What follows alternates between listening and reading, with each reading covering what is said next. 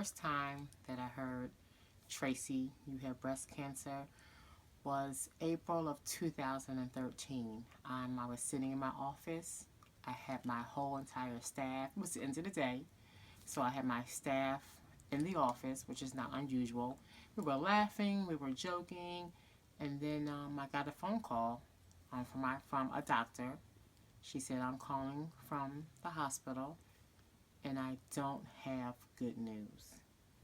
And so, just like you see in the movies, my world just stood there.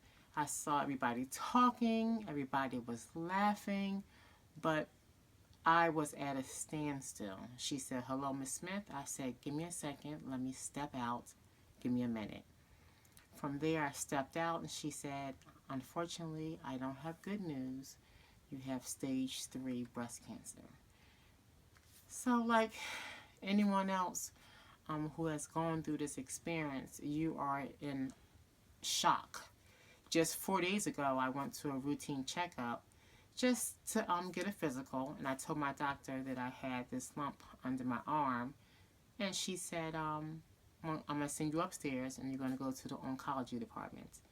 Went upstairs, I got a biopsy, and then fast forward 4 days later, I got the phone call that said, you have cancer. And so, I really, at that particular moment, which sounds weird, I didn't think about myself at that particular moment. At that particular moment, I thought about my daughter. I'm sorry. I thought about my daughter.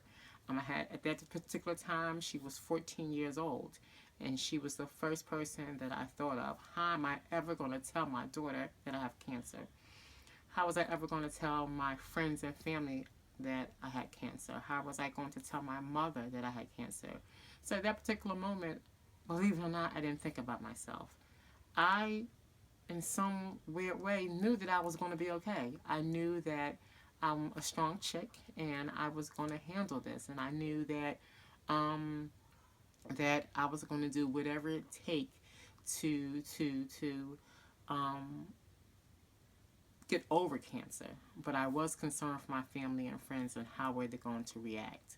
So at that particular moment, I went into sort of kind of panic mode, and how am I going to tell my daughter, and how can I shield her, and how can I protect her.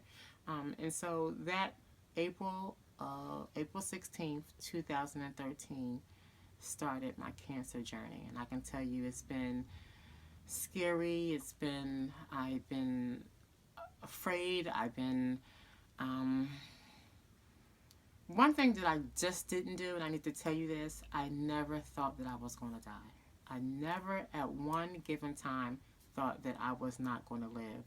And so I convinced my family and my friends, based upon my actions and how I treated cancer, that I was going to be a survivor.